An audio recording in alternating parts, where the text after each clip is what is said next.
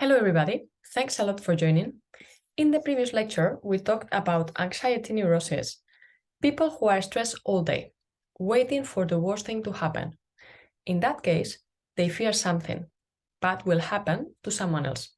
Today, we'll continue talking about anxiety, in this case, about hypochondria and hysteria. Hypochondriac people have a lot of body sensations. They have symptoms exactly the same as people with an organic disease. It is very difficult for doctors to differentiate between people with hypochondria and people with organic diseases. It would help a lot to doctors to have psychoanalytical knowledge, to be able to listen to patients properly, so they can or they could identify people suffering from hypochondria. Hypochondria is way more common than you could imagine. It costs millions to the NHS.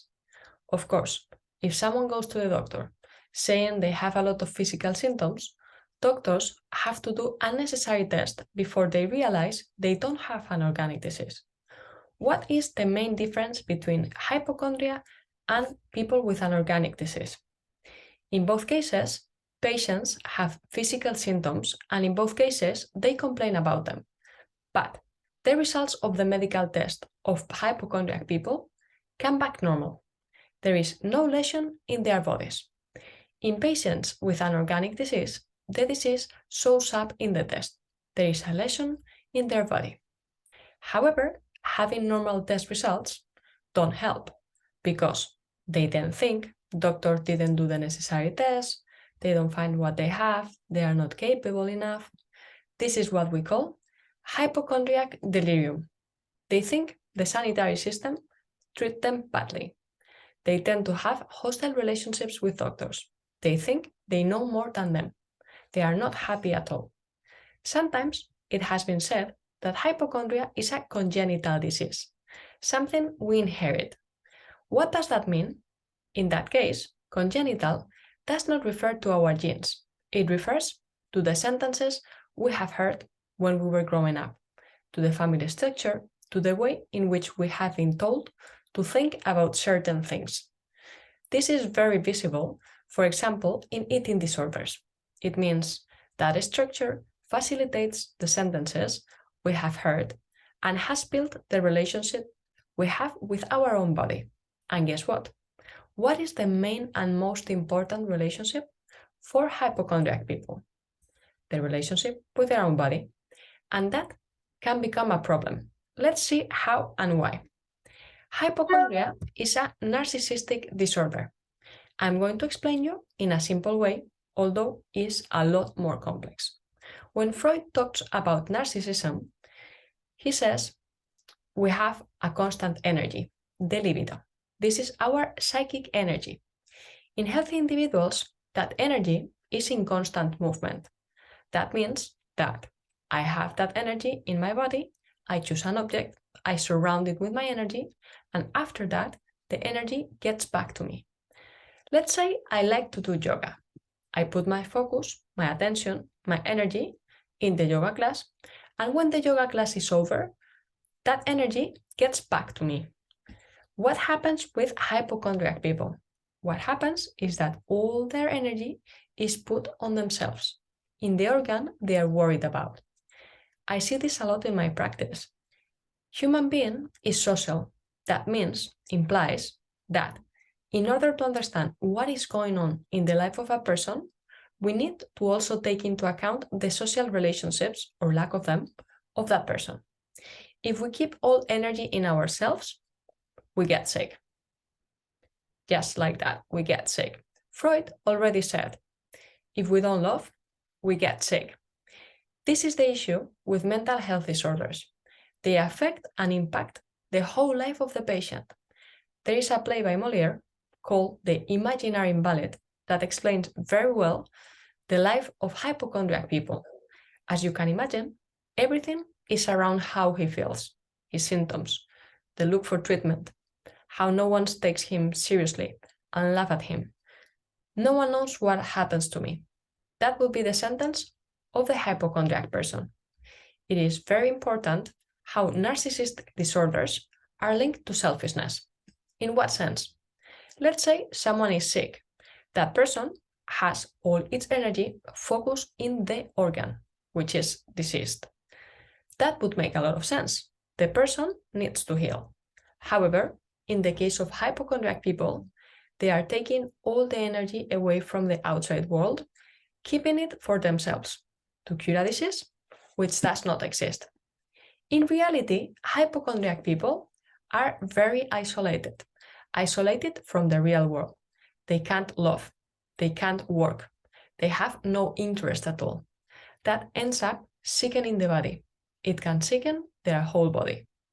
We can observe how losses, breakups, disappointments, we cannot elaborate, can lead to a mental health disorder. We will see this when we talk about depression. In a way, hypochondria is a way to elaborate reality because they can process, elaborate that one day they will die. They die a little bit every day. Hypochondria is a super complex disorder. We won't get into much detail. However, at first sight, you can notice that hypochondriac people are, on the one hand, a bit obsessive. They have that fixed and irrational idea that they have an organic disease, the delirium. On the other hand, they are a bit psychotic because they are talking all the time about their delirium, the organic disease, which does not exist. Traditional medicine, psychiatry, cannot resolve this mental health disorder. Why? Because hypochondria is a type of neurosis with a strong anxiety component. How does traditional medicine and psychiatry treat anxiety? With tranquilizers. Best case scenario, with behavioral therapy. It does not work. I hope you have a glimpse of how complex this disorder is. Psychoanalysis is the most efficient tool, the one which works best. Why? Because what hypochondriac patients need is to elaborate new situations. Sometimes we get sick because we can't accept the reality or because we can't elaborate certain situations. Unconsciously, and this might sound shocking, it is easier to get sick because if I am sick, I don't have a future, so I don't need to worry about it. Instead of building a life, a future, I get sick. Let's leave it here for now and move to another mental health disorder, which is also triggered by anxiety. We will see in our next lecture how hypochondria can lead to psychosomatic disorder. We have seen how our emotions, especially anxiety, can impact our body. Before we move on to the psychosomatic disorder, let's have a look at another mental health disorder that can impact our body and be mistaken with an organic disease, hysteria. Modern society likes the idea that we can think ourselves better. When we are unwell, we tell ourselves that if we adopt a positive mental attitude, we will have a better chance of recovery. I am sure that is correct, but society has not fully woken up to the frequency with which people do the opposite, unconsciously think themselves ill. On any average day, perhaps as many as a third of people who go to see their GPs have symptoms that are deemed medically unexplained. I know hysteria might remind you to the Middle Ages when people were treated with electroshock. But, believe it or not, nowadays hysteria is also trendy. Many of the skin sickness have hysteria as underlying psychic structure. Chronic dermatitis, allergies, they have a clear and strong psychic influence.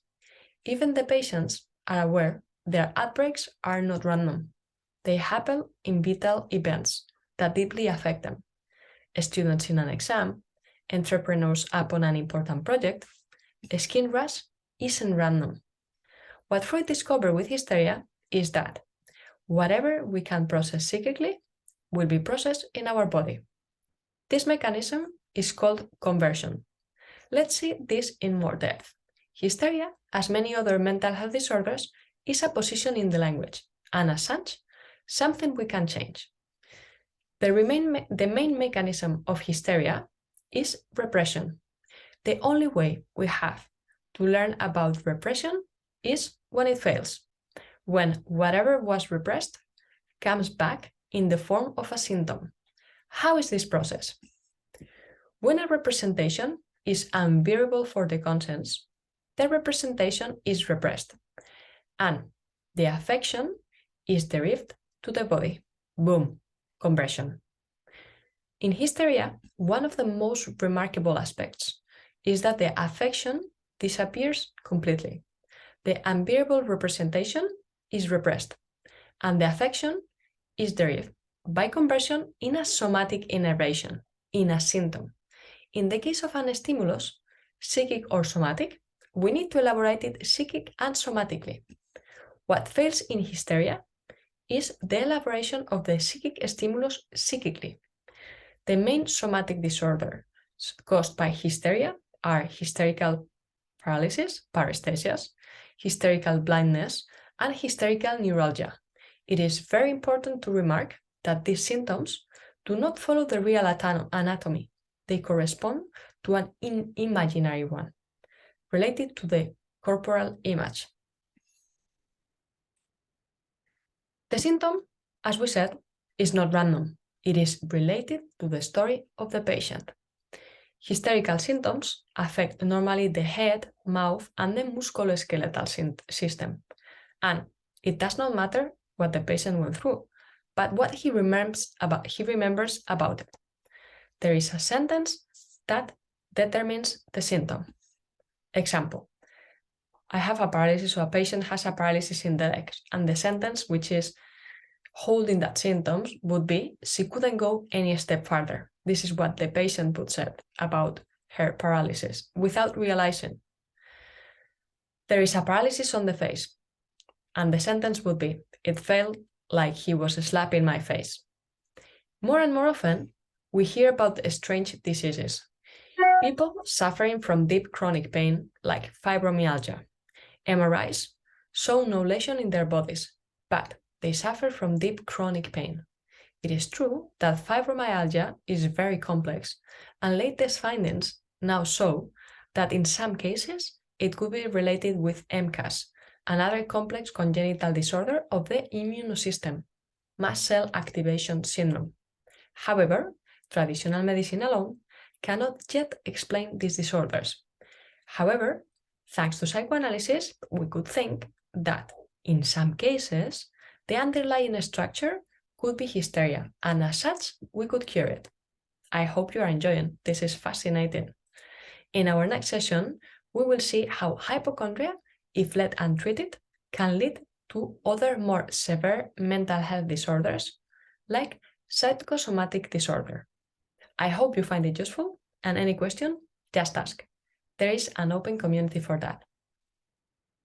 Thank you very much, and see you next time.